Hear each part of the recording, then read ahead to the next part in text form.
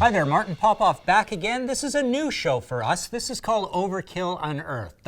It's a show where we're going to be looking at some records in heavy metal history that might have made some waves, records you wanted to hear us comment on. We're going to go back in time as long as you want us to go back in time for these records that were important for one reason or another. So, who are we going to be examining on this edition of Overkill Unearthed?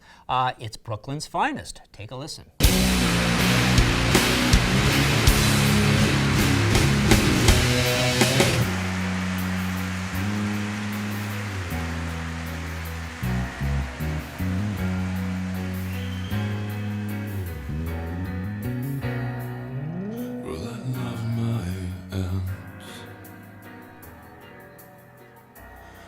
But you died,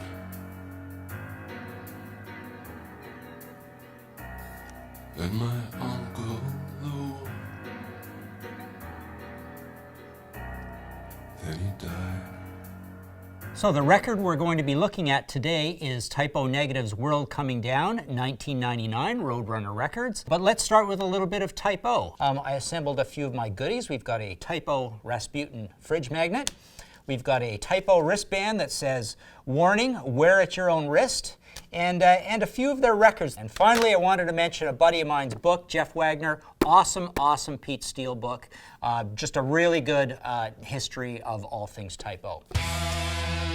So Typo Negative, what do we have here? We've got Pete Steele, vocals and bass, lyrics, big tall guy, obviously the focal point of the band, sadly deceased, 2010. We've got Kenny Hickey on guitars, Josh Silver on keyboards, and we've got Johnny Kelly on drums. They were a very obscure, very strange band, but nonetheless, they were a big band. But the interesting thing about them is, right out of left field, they had a platinum hit with the Bloody Kisses album. They're considered kind of the biggest goth band from America.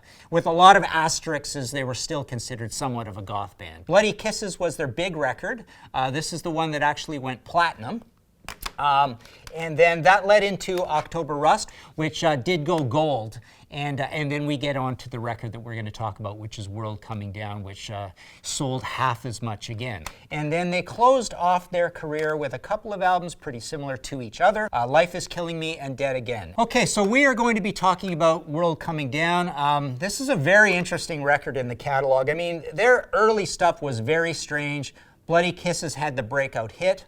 October Rust was considered to be an album that was kind of like a little more sexual and romantic and very lush in terms of the production. The later albums are a little bit more analog and sped up again. But what do we get right in the middle? The band is going through all sorts of turmoil. Pete's always been battling addiction, battling depression, but they're also battling writer's block. And Monty Connor from Roadrunner famously sends him off to Iceland, and he comes back kind of all renewed. With World Coming Down, they were essentially kind of burnt out from the hype from October Rust, from having two big records right in a row. There was a lot of gigs, there's a lot of press. I interviewed him for that record, I interviewed Pete for this record as well. And they were kind of burnt out, and they wanted to go in a different direction. So what happens is they come up with this album where everything is really slowed down, everything's really distorted. So he wanted to make this album thematically about death. And there's actually this connective tissue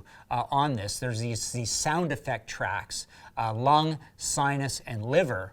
And when I talked to Pete about this, he said, this is about, guys that will go unnamed, 3 guys in the band who have certain problems associated with those things, right? So one of them is about cocaine abuse, one of them is about alcohol, one of them is about smoking.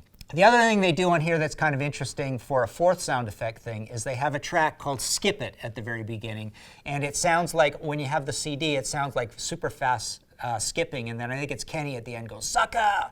And if you get the cassette of this, you get the tape being crunched up, and if you get the vinyl, you get skipping there too. For a record, it's almost like it's a little bit like Ministry Filth Pig after Psalm 69, where they essentially made the anti-commercial album. It's got some tunes on here that have some melody and some hooks to them, like Everything Dies and Everyone I Love Is Dead. Those are kind of like the two most famous songs on it. But the rest of the record is just very slow, and they essentially assembled it from parts from jams. Musically, he was feeling that the rest of the band was a little bit more involved in the record for that reason. So yeah, you definitely get a very disjointed, downwound sort of experience. Just to give you a sense of what the guys were thinking at the time about this record, as I mentioned, I interviewed Pete and I interviewed Josh for the album, and I wanted to just give you a little bit of Pete's. So I asked him what the difference was between this and October Rust. He goes, lyrically, I think this forthcoming album is a lot more personal. It has a lot to do with death, drugs, and Halloween,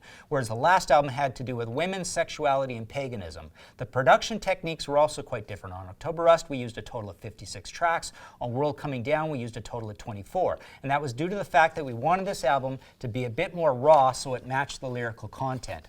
But I like the point about the music matching the lyrics, because Josh oddly comes up with the same thing. He says, I think subject matter is the largest difference. When you're doing a lot of songs that deal with sexual fantasy, obviously it's going to be more of a lush record. And this one is really dealing with the death of people in your family, coping with chemical addictions, and all kinds of fun stuff. And I think it led to its own sound, because you're not going to make a fluffy record about death. And then I asked him about the fuzzy, wallowy production. He goes, yes, it develops as a subject. The production and the subject together should be one thing. In my opinion, once you hear the material, it's obvious which way you go production-wise. You just hear it, it's so natural, it's hard to put into words, which is kind of interesting. What Pete said about the fuzzy part of it, he goes, well, we really wanted it to sound like our most influential bands, which were Black Sabbath, Pink Floyd, and the Beatles. There's no Pink Floyd in this record, there's no Beatles in this record.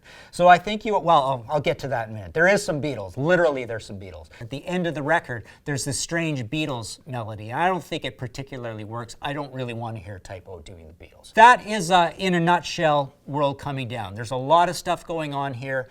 The music, like I say, is very anti-commercial. It's very, very fuzzy. It's a thematic record about death. There are these great sound effect things. I mean, even the sinus one, he mentioned in interviews that he was so freaked out when he heard the heart racing on the sinus one, which is about cocaine, and induced an anxiety attack in him.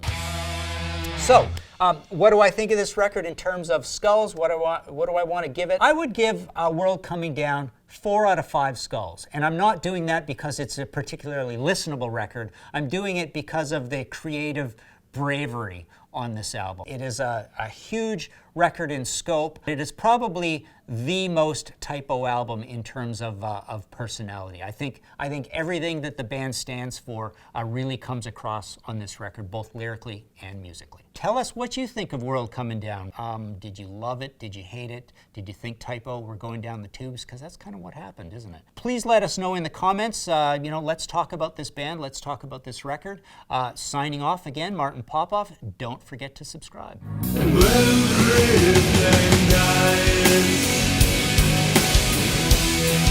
Well,